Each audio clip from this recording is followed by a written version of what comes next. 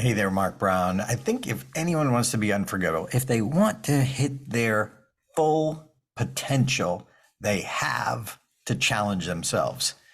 And there are many different ways, there are many different options. Every year, I create a new keynote speech for our event called Game Changers. And what's cool is I'm testing out new material, and then some of it becomes my new material in my keynotes.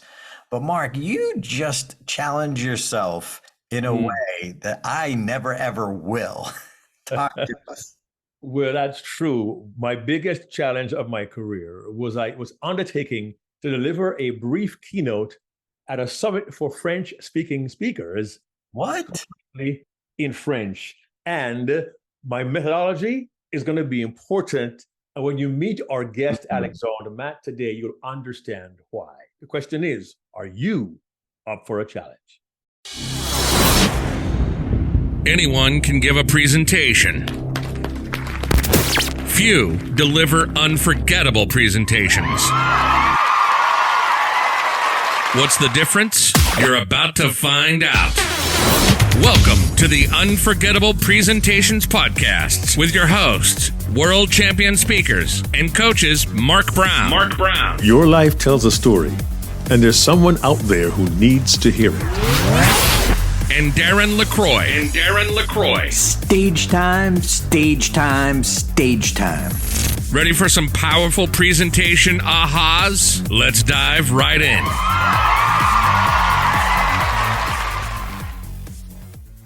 So first, Mark, I want to get to your methodology, which I love, and I think I know where we're going with this. But why?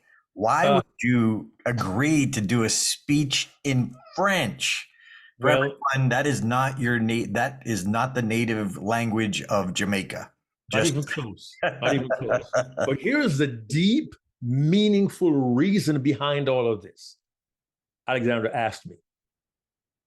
The question is, why did he ask? And to answer the question, let's welcome our guest today, runner-up in the Toastmasters 2022 World Championship of Public Speaking, our student, and now my coach, Alexandre Matte. So, Alexandre, en français, pourquoi? Why did you ask me to speak at the summit of French speakers? That's a great question. And bonjour, Mark. C'est un plaisir de te revoir. Hello, Darren. Good to see you again. Now, well, why did I ask you that question? It's because someone mentioned many years ago that the year after you won the World Championship in '95, you presented a story in French in Montreal at the District 61 conference. So this would have been in 1996.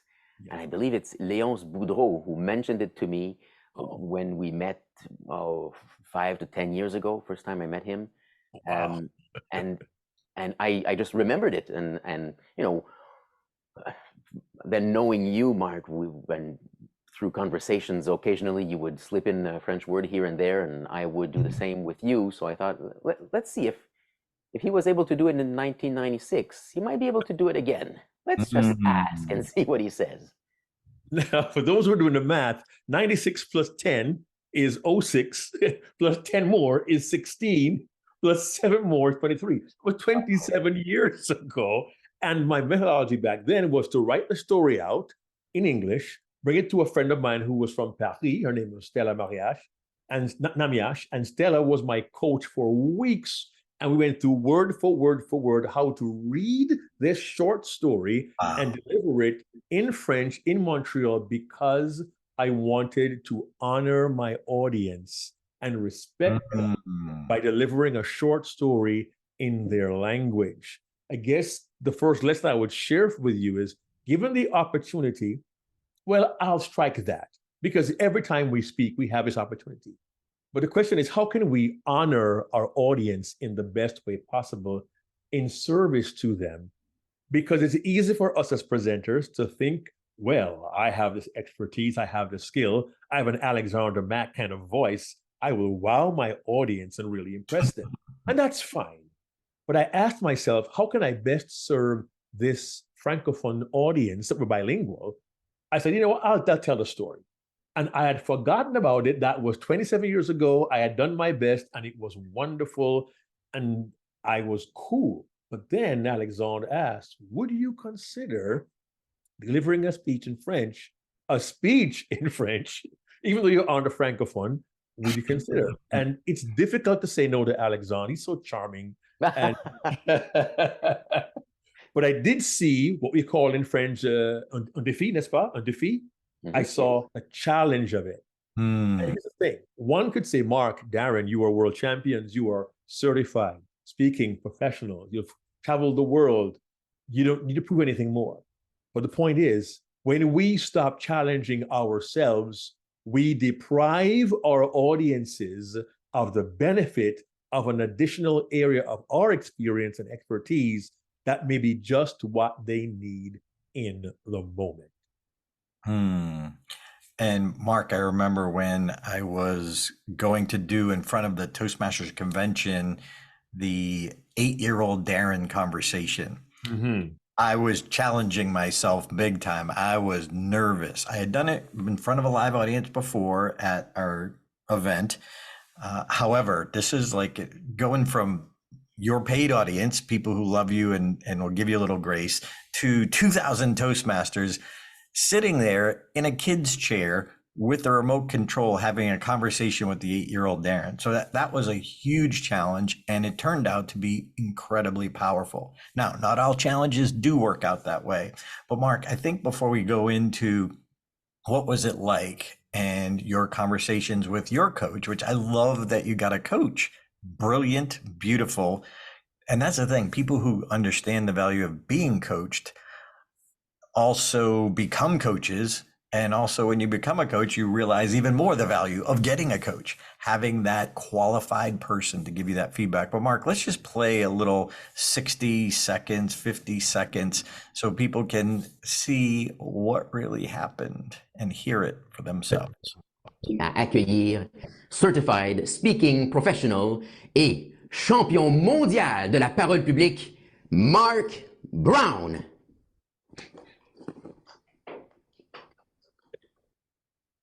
Merci Alexandre. Félicitations, mes amis. Vous êtes impressionnants. En 3 ans à peine, vous avez bâti une remarquable communauté mondiale de Toastmasters francophones. Je dis impressionnant parce que vous avez accompli cela au cours d'une saison très difficile. Peut-être la saison la plus difficile à laquelle nous serons confrontés au cours de notre vie.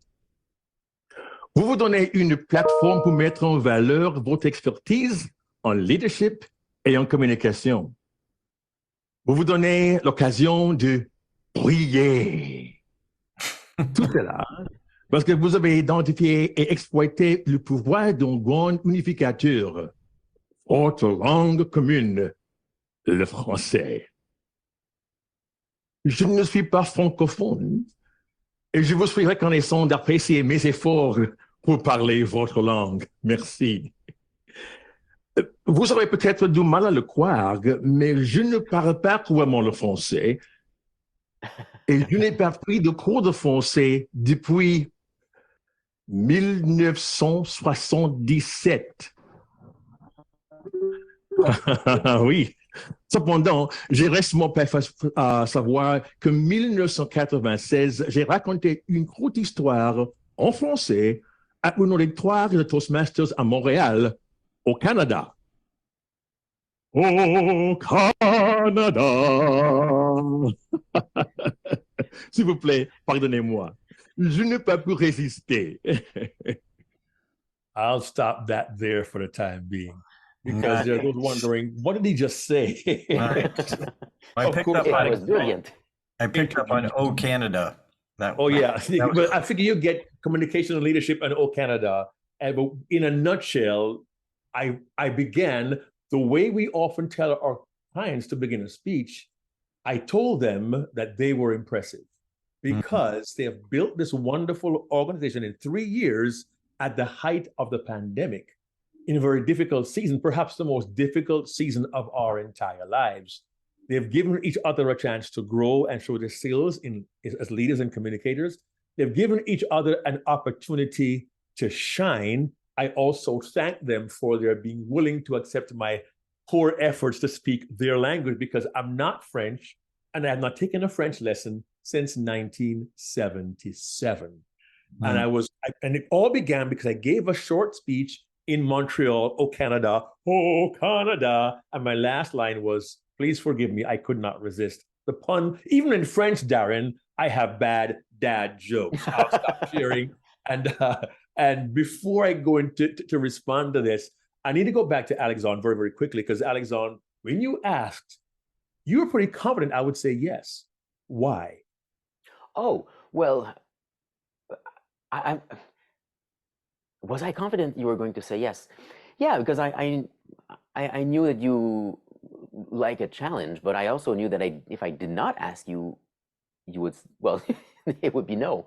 I remember Patricia Fripp, who says this: if you don't ask, the answer is automatically no. So I was with the organizing committee of the summit, and I just threw the idea. Maybe Mark Brown could do this. Do you want me to ask him? I said, sure. If he says, I don't know if he's gonna say yes. Come to our little French event. I don't know, but yeah. Sometimes you have to ask. And I think knowing you, Mark, Darren, and other champions who have made it to the top, I know from our exchanges that you don't look down on these sorts of invitations. Sometimes we can think, oh, why would he come to our event? He's the world champion. But if you're available, you'll do it. And what was great for me, Mark, throughout this process was how you mentioned many times that you were there to serve us, to serve the event. Wow. I do appreciate that, Alexandre, because those who know me know my heart is to serve. And what was beautiful for me was the opportunity to see the shoe on the other foot. For years, I have coached Alexandre, but French is his native tongue. It's not mine. And I saw the opportunity, even though others offered to help, I saw the opportunity. The student became the coach became the student, and it just enhanced our relationship. And if I were to stress anything to those who are watching or listening to this, I'll tell you this: there is nothing more important than acknowledging the need to get help from those who have greater expertise. Darren and I coach others. We coach clients around the world, but we are very, very willing to submit to coaching as well. The ego had nothing to do with this. I knew I could learn from Alexandre because he's fluent in 2 languages. I knew he'd care about me. And I'm going to elevate Alexandre for a moment and tell you this. We're online at the event. We're live. And Alexandre sends me a private message. How are you feeling? I responded, actually quite calm. And no one could see his face. He was looking at me. We were kind of looking in the little box. I could see he's nodding his head. And he was continually, silently, tacitly encouraging me. When the event was over, the minute it ended, he video called me. And please catch this. He video called with one goal: to encourage me, to lift me, to thank me, and to bless me. Not once did he say, oh, Mark, by the way, you mispronounced the word pourtant. No, we laugh at that. But we've already discussed on this podcast, there are times you do not want to crush a speaker's high. And in that moment, Alexandre displayed what a true world-class coach does. They understand the client needs their elevation. They need their encouragement. They don't need to hear what they did poorly. And he did that so brilliantly. And I thank him for that. And if you're out there, you're coaching somebody, and they go on the platform and they make a mistake or two, it's not your place in that moment to deflate them, especially when you realize the extent of the challenge. I was not kidding. I had not taken a French lesson since the spring of 1977 in high school in Jamaica. For those doing the math, I'm almost 62 years old, okay? So that's a chunk of your life to not have had a French lesson. But my coach was patient. My coach, he guided me, and he knew what he had to do to encourage me before the event and to uplift me after. So I ask you to consider how you respond to your clients when you coach them after they face a challenge as well. Alexandre, think what it did might- you take from the experience? Well, Mark, I think it also comes from just being, I guess, being a friend, being a human, recognizing what someone really needs. So, I guess you could, well, like you do, you teach how to be a coach, how to train, but there's a portion of coaching which is just being there for your client as a friend, and that's all I was trying to do after your presentation.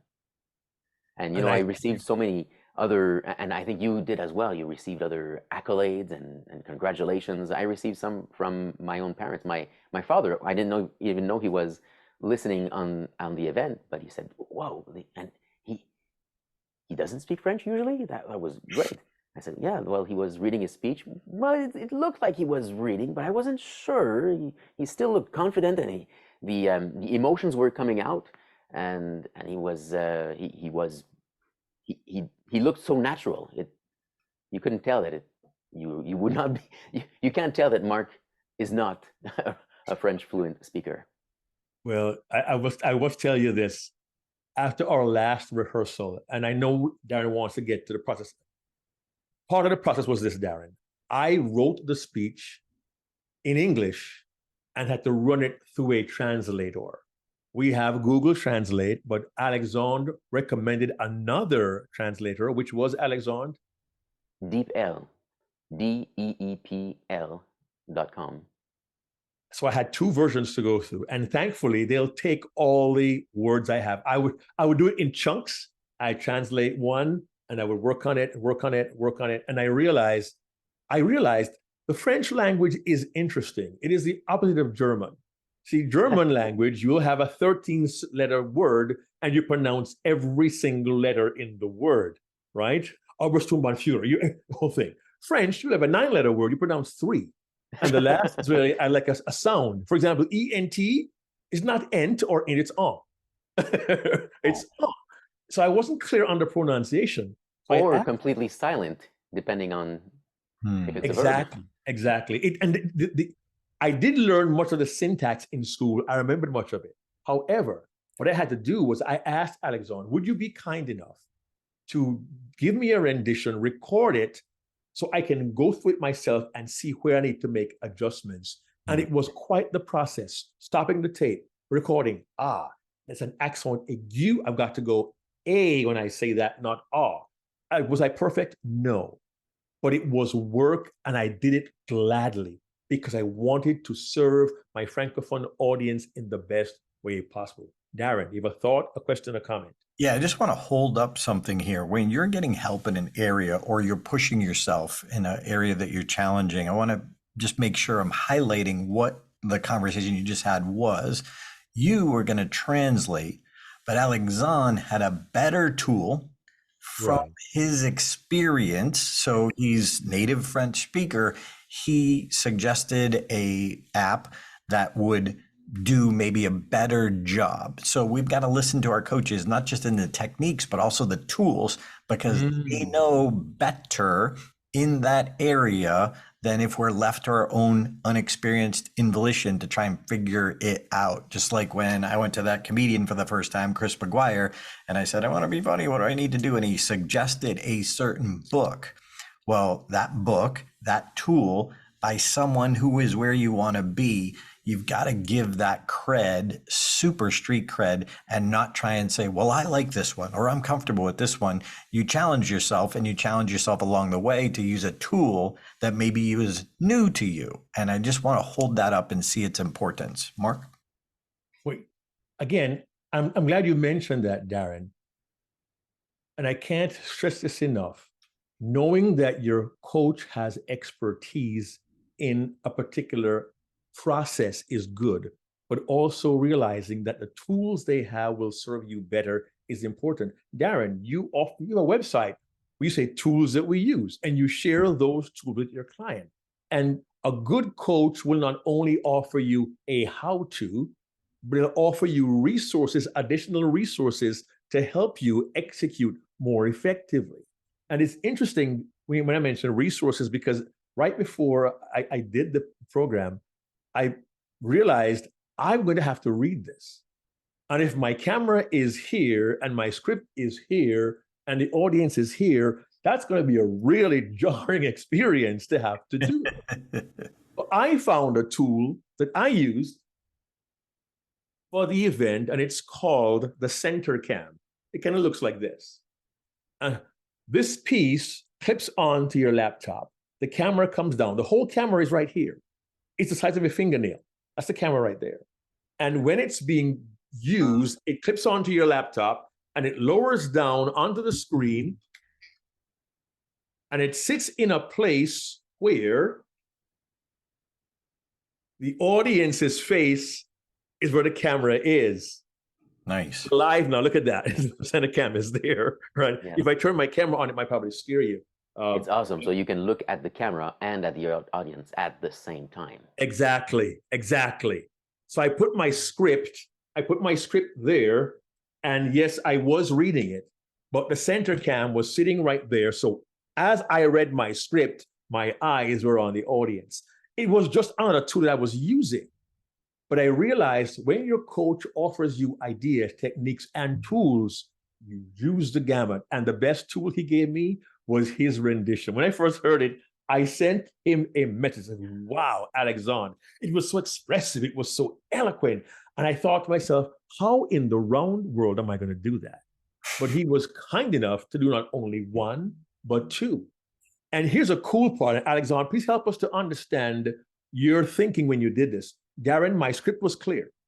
But in his recording, there were a couple of moments he spontaneously repeated a phrase to make a triad. And he would say, it felt right. Yeah. So tell us, were you concerned that, well, Mark might think I'm going to rewrite it for him? But what was going through your mind as you were doing that? Hey, Mark, real quick, before we jump to that, Alexandre, I'll hand it back to you in a second, but I want to also hold up, again, what was just said. Modeling someone who is where you want to be. So especially if you're challenging yourself, you're pushing yourself, who can you model? Look, and we're not saying steal material or anything like that, but who can you model? Who's that ideal person that you resonate with? And Mark, I love that you had him deliver it, and then you brought your Mark Brown to it. Mark, you always say you bring yourself to everything you do. Yes. So one of the things we need to be working on is our higher self. We got to be working on our potential and getting there, which is one of the reasons for the challenge. So just want to hold that up, Alexandre, to you. Well, it's curious because it's not something that I would usually do for clients, like interpreting their speech, right? I wanted to be more natural coming from them, but it was a question of pronunciation. So that's why I wanted to do that for you. I thought, well, why not go all in and put myself in the skin of Mark Brown, pretend that I am the little boy from Jamaica with, what do you say, the short guy with buck teeth and. That's right, skinny kid. That's me. That was me. So I thought, if I become Mark Brown, how would I deliver this? And that's how, as you say, sometimes it felt right to either say something much slowly. Or repeat it, because I also know that that's your style. I've seen you present often enough that I know when you say something very important, you will say it twice. When you say something very important, you will say it twice. Well done. Nice. So I wanted to make sure to put a little more Mark Brown when I was presenting it, and by doing that, I think it also helped me bring out the emotion, because I even got a little emotional while reading and delivering your speech. Wow. I did not know that. And maybe we don't realize how difficult that is when we understand I'm delivering someone else's material, but how would they deliver it? That's also a sign of a good coach. While you're bringing yourself to the reading, you realize I'm not going to be reading this. Mark's going to be reading this, and how would he deliver it? And that's an extension. That is actually a way the coach challenges themselves to better serve their client as well. So there's value as a coach. How can you challenge yourself to better serve your client in a scenario such as Alexandre and I had to face several weeks ago? Thanks, Alexandre. I really appreciate that. This is for either one of you, any great moments or aha moments along the process that maybe didn't expect or an aha happened? Just curious. I will share one. I was trying to find a text I sent to Alexandre, but I guess I'm going too quickly through my notes. But I remember sending him a note and I said, you know, I think I'm in over my head here, Alexandre, but the train has left the station and it's forward. We're not going to look back. Mm-hmm. That was a week before the event. Don't forget now, we've done promotions on the internet. There was excitement generated. Mm-hmm. This group of Francophones represents several countries globally. So at this point, I was, Darren, all in, okay? I was all in and I was not going to turn back. And I'm so thankful that Alexandre remained calm, cool, collected, supportive. He never rushed, where's the script? He never said, are you okay? He trusted that I was mature enough to do what was necessary. He also knew I would do what he told me to do. He knew my ego was not going to get in the way. He knew, I hope he knew. Mm-hmm. And in that last week, we had an 1.5-hour session the day before. And I'd love to know what Alexandre's opinion of that is after I get any aha or epiphany that occurred to him during the process. Alexandre. Well, that was a great session. I was in a restaurant somewhere while I was on tour. And I remember thinking, I wish we had more time. We have some work to. Oh, Mark, we have some work to do. Hey, how do you like it, Mark Brown? Hey, listen. If you can give it, you should also be able to take it. So I took it. But Mark, you did reassure me when even close to the end of our 90-minute call, when you said I'm still working on this. Later today, I will get back to you. So I knew that it wasn't over, that there was still some improvement to go. So when you presented the following day, it was astonishing, the amount of improvement that you made in less than 24 hours just by practicing it. And I was just thinking of this earlier today, that even so this is for anybody who wants to take the challenge of presenting it in a different language, especially if you're not very fluent in that language. It's still possible if you know just enough that the words that are coming out of your mouth, if you know what you're saying, it is still possible to feel natural or to have the emotions come out, even if you're not usually fluent in that language. It's like learning a song in a different language. You're not fluent in the other language, but you might be able to sing an opera song in Italian and still have all that feeling. I mean, that's how a lot of opera singers do it, right? They might not be fluent in Italian, but still can sing a song beautifully because they know what they're singing. There was one more thought, Darren. I wanted to make sure the audience got the Mark Brown experience. I do not say that arrogantly. What I mean is, I did not want to simply read a script and talk at the audience and say, yes, I did it. I wanted to tell stories. I told personal stories of leaving Jamaica at 18 and going to live in the USA and not having any friends until I went to the football field. I talked about my daughter's wedding and how we can be creative in the ways that we build relationships, because my goal from day one was to encourage this wonderful global Francophone audience to expand what they do, to bring others in and to really expand their family. And I really worked hard on that message by being as genuine as I am, but in a foreign language. And having Alexandre to help guide me through that process was remarkable. That's in English, not French. How you say it in French? Remarkable. Remarquable. Remarquable. Remarquable. And there's Mark. And the name Mark is in remarkable. It was remarkable. Merci beaucoup, mon frère. Thank you, my brother. Darren is going, oh boy. Darren I appreciates had to it. do at least 2 French words, Darren. Merci beaucoup, mon frère is thank you so much, my brother. And I do consider Alexandre my brother. It was a wonderful experience. And look, you may not be challenged to give a speech in a foreign language. Maybe your challenge was one that Darren had several years ago when he called me in a panic.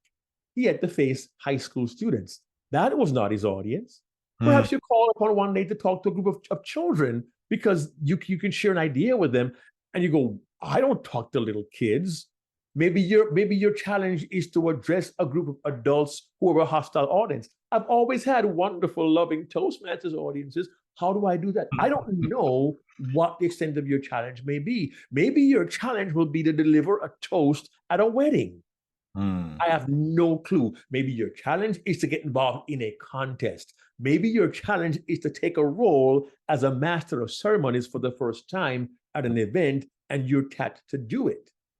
What steps will you take? Who will you have as allies to help you to fulfill that challenge? Or will you say, no, it's not for me?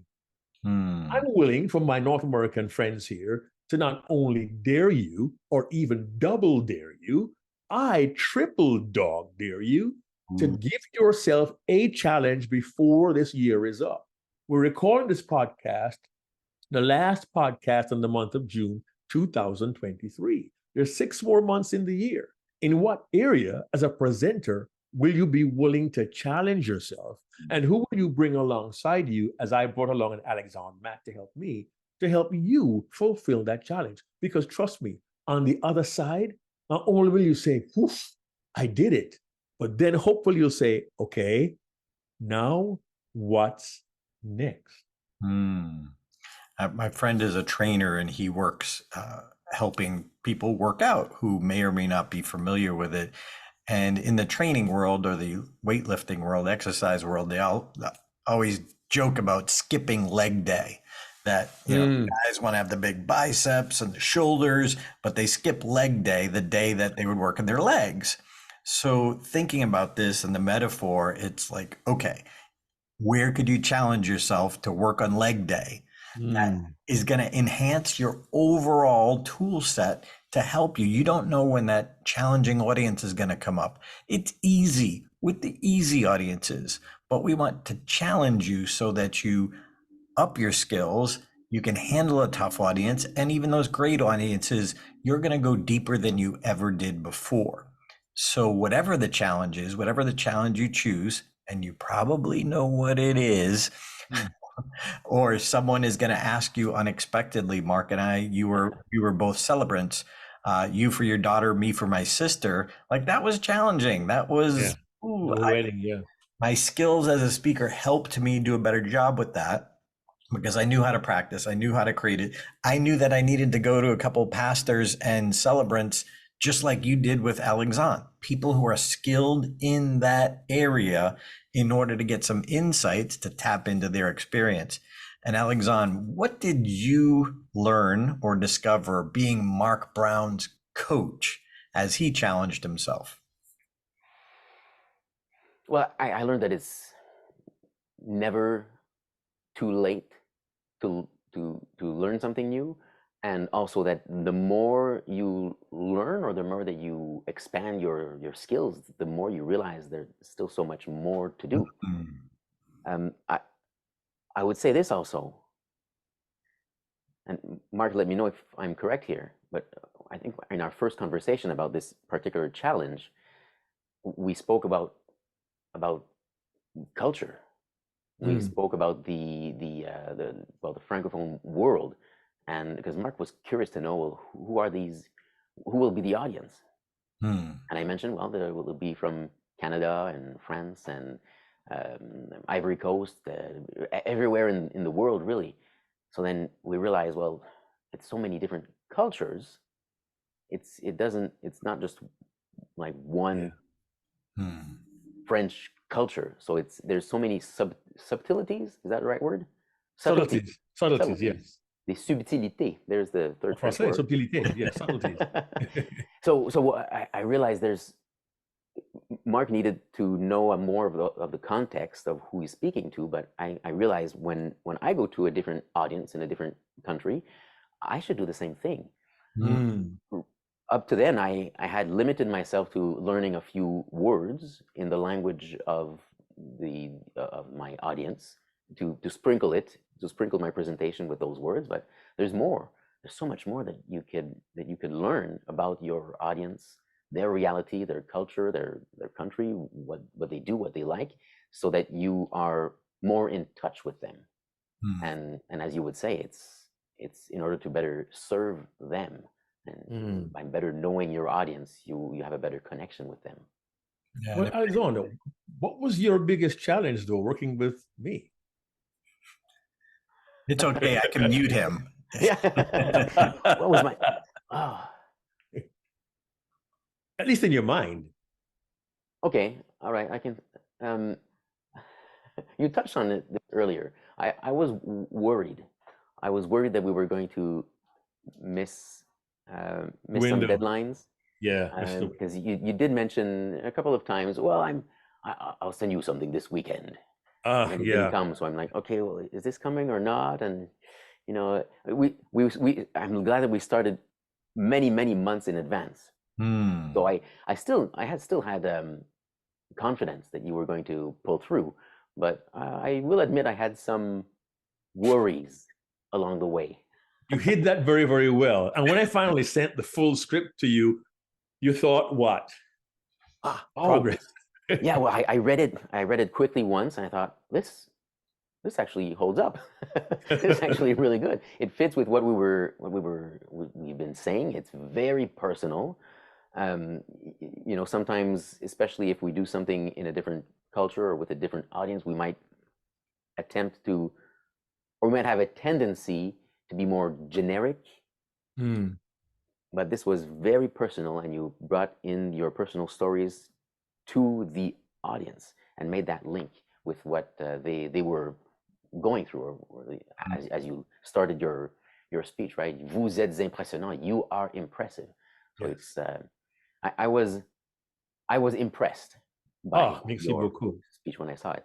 Well, very quickly, that opening was deliberate, and Darren teaches this. What can you say about the audience to draw them in?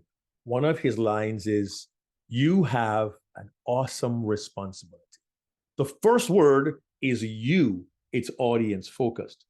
One last question, and our time is very short, but I must ask this question. We had a meeting with members of the committee by Zoom before the event. And Darren, friends, they asked me to give a small piece of the presentation. And I'm curious, can you reveal, do you know what the expectations were? And after I left the meeting, what the response was for that brief sort of 1 minute test of my presentation, Alexandre? What the expectations were. I believe, I thought that the expectations were high because I had pumped you up so much. Oh, thank you very much. Merci beaucoup, mon frère. But after you left and we were still talking with the committee, they were so impressed that one particular member, I won't share her name, was like in awe. She was starstruck seeing you. She already admired you, and then hearing you speak in French was like out of this world for her. And I think for the president of the committee also, Daniel, he was so impressed. He was like, "This is so great, so fun. It's thank you so much for bringing Mark with us. He was great." So the expectations were high, and you seem to have met them, my friend. And Mark is like the whole time, "Oh boy, can I pull this off?" But go ahead, Alexandre, please go ahead. Well, on that same call, so it was to meet them and to know the process of the event. But we also ended our call with by recording a short promotion video. Yeah. So just Mark and I were talking on Zoom, and we used that for promotional material 1 or 2 weeks before the event. We could share that with your viewers and listeners, right, guys? I'll find it. Darren, here's the truth, Darren. I was to give a line in French and I could not get it right. So Alexandre changed the line and I used that line because we had like 3 takes and it was done very quickly. And that to me was kind of a little bit nerve-wracking because I hadn't prepared the remarks that well. But knowing that we have with us someone who is going to guide us through the process, I offer this to you. Think of a challenge you can make. Maybe a challenge you've let go for several months, weeks, or maybe even years. Revisit that challenge, align yourself with someone who will help you to meet that challenge, and you may surprise yourself and those around you with your success. So my question to you is this, friends: are you up for a challenge? Darren? Hey, Mark. So a couple quick questions that I think might be on some people's minds. You can weigh in on this, Alexandre, if you have any slant on this. But Mark, how long was your speech? I bet people It was 12 minutes or something like that. 12 minutes. And it sounds like you started working with Alexandre 2 months prior. More than that. About how many times did you guys meet? 4 or 5 times. 4 or 5 times. Okay. Yeah. So I want people to see. saying. I want people to see the coaching process. It's not like 1 or 2 meetings and you're done. So I think this is great insight. And excluding and whatever. a litany of text messages. This is Alexandre's and me over the course of the time. Yeah, it's a litany of text messages. Trust me. Yeah. If you're listening to the online version, a YouTube version, he just showed his screen of his phone text back and forth. And Mark, how many versions of the speech do you think you had? With the tweaks, I had one original version. Mm-hmm. But there were always changes being done by the DeepL application. And then Alexandre would say, no, that doesn't quite have the right feel. And we kind of got stuck at one point on trying to find the right phrase to use in the middle. And full disclosure, we didn't finalize the last line until the day before the presentation. Because Alexandre, in his diligence, bless you, my brother, he wanted to make sure the right words, but the right emotion, the right sentiment, the feeling was there. And it took until the very last day, Friday afternoon, he says, that'll work for us. Then he sent me on my way to rehearse until midnight Friday night to be on the air at 8:15 Saturday morning. But I was ready. And I can't thank you enough, Alexandre. Merci for your assistance. And the challenge, it was such a revelation to me that we have in all of us more that we can do, more that we can be if we are willing to stretch ourselves and accept the challenge. Darren? And Mark, one more question. How many times do you think you practice it out loud? Oof, out loud. You have to ask Andrea, because she heard me doing it over and over and over and over again. She'd walk into my workspace, honey, I'm so impressed with you. You're doing so well. I said, honey, it was terrible. The night before, I set my room up for standing. I recorded myself. I watched myself. Yes, friends, I recorded myself. I watched myself, and I deleted the first Zoom file. It was that bad. I was committed to recording again and at least liking it. And happily, I was peaking at the right moment. So Friday with Alexandre was okay. Friday night was not so great. It got better. And Saturday morning, I was the best I could be on the day. And I'm very grateful. And also, Alexandre, thank you for being my producer. He ran my slides for me. Because to run slides, look at the script, look at the audience, say that I would have been totally discombobulated, but his timing was parfait, and we did it together on very short notice. So for that also, I thank you, Alexandre. And Mark, last question for you. How do you think you grew because of this challenge? I am thankful because as a world champion and a CSP, it's easy to be complacent and deliver a speech you've been giving for years. But I grew with the understanding that I can still have more challenges. I grew with a deeper appreciation of what the coach goes through. Even though I go through it myself, I got to see that again from a student's point of view. And I realized how indebted I am to my coach for helping me. And I realized also that there are people who will respect you when you put the effort in to serve them well and inconvenience yourself. And I grew to appreciate all of that in addition to knowing there is more I can do. And the biggest area of growth is a question mark. What next? And Alexandre, what did you learn by watching Mark or by coaching Mark? What's one lesson that you took away from this experience? Well, seeing Mark challenge himself so much gives me a better appreciation for the fact that even if you reach a summit, you can still keep climbing. And we've got a friend on LinkedIn, Siegfried Hack, who wrote, and he made a whole video while walking on the beach in French titled Il n'avait rien à prouver et pourtant. He had nothing more to prove, and yet he still did that. So, you know, I'm invited to go to different events and present after receiving second place in the World Championship last year, and sometimes I don't prepare as much as I should, and I need to look at each presentation as another way to really, well, as Mark has said many times, serve the audience and not to be, as you say, complacent. So it's so easy to just roll with it and I know what to do. This is what I've got. But sometimes you need to try something new. And I did that once or twice this year of trying something new with a new audience. And at the beginning, it's a little shaky, but you realize what can be improved and be useful for other audiences. And if you do something new and a challenge, you challenge yourself with the intent of serving the audience. Even if you are imperfect, it will be better than if you just try to wing it by doing something that you've already done. Yep, they notice and they feel right. it, they sense it. And if your intent is for them, they're going to give you some more grace. If your intent is for you, they're going to give you less grace. You get no grace. Yeah. Nice. My last comment on that is Darren. Siegfried Ack, in his video, he said, did Mark make mistakes? Yes.